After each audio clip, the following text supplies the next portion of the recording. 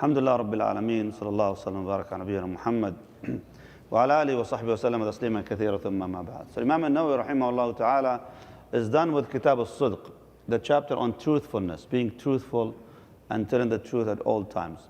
What do you expect the following chapter would be about?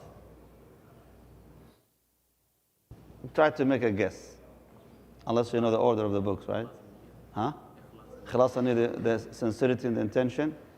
We talked about this earlier. But now what will come after that? After being truthful, what do you need to do? Huh? No.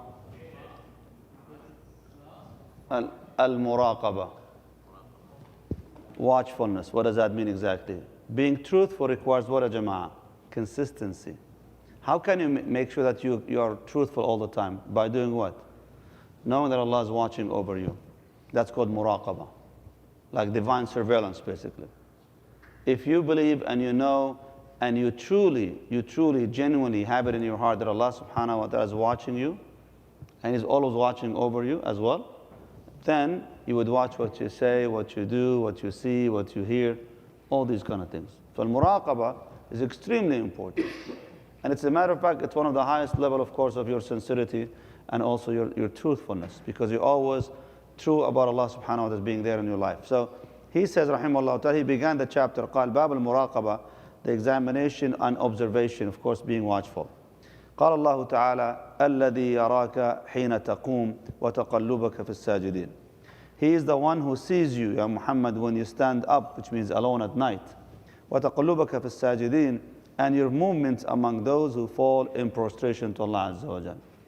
Like when no one else is watching you, He is seeing you when you wake up at night alone.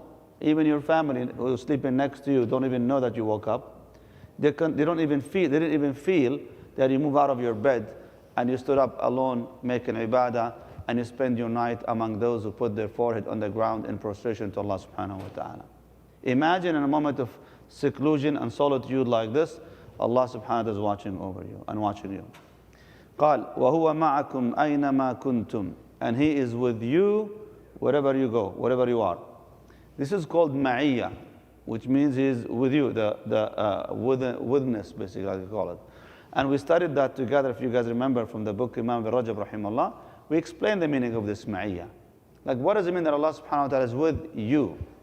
That means actually He's with you in terms of, first of all, His knowledge, that He knows where you are. He's with you, subhanahu wa ta'ala, in terms of watching you and seeing you at all time. He is with you in terms of helping you and aid you and support you and taking care of you. He's with you in many aspects. But one of them, that He sees you and He's watching you, subhanahu wa ta'ala. So what does that mean? You can't hide from Him. Like the foolishness of those who think they're alone when they commit sins. What are you talking about? I mean, who are you hiding from? He is there, He's watching you. So even when you think that you're alone, you're not alone. That's just an elusive feeling of being alone, because He's there watching you subhanahu wa ta'ala. وقال تعالى إن الله لا يخفى عليه شيء في الأرض ولا في السماء. Allah subhanahu wa ta'ala, he says in this ayah, truly nothing is hidden from Allah Azza wa Jal in the earth or in the heaven. Like nothing is hidden. Isn't He who subhanahu wa ta'ala knows the number of droplets of rain that they come down from the sky? Isn't He the one who knows how many leaves fell from the trees and where they fall and where they go? He knows all of this subhanahu wa ta'ala. So nothing is hidden from Him in the heavens or in the earth. So if nothing is hidden from Him, how do you think that you can hide from Allah subhanahu wa ta'ala or hide your deeds from Him? قال تعالى يعلم خائنة الأعين وما تخفي الصدور. Verily your Lord is ever watchful over, He says subhanahu wa ta'ala, verily your Lord is ever watchful over them. Actually, no, that's another ayah, sorry about that. So the ayah here, إِنَّ رَبَّكَ لَبِالْمَرْصَادِ. Allah subhanahu wa ta'ala is always watching over them, always. But the last ayah, He says, قَالْ يَعْلَمُ خَائِنَةَ الْأَعْيُنِ وَمَا تُخْفِي الصُّدُورِ. And Allah knows the fraud of the eyes and all that the hearts conceal. What does it mean exactly when it says know the frauds? I mean, I don't know if the translation is actually right translation. But خَائِنَةَ الْأَعْيُنِ means the deceitful eye. What does that mean?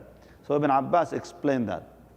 He says, Ar-Rajul, you be sitting with friends, and then a scene that is not supposed to look at kind of emerges or appears. Like somebody walks in front of you, you're not supposed to look at them, right?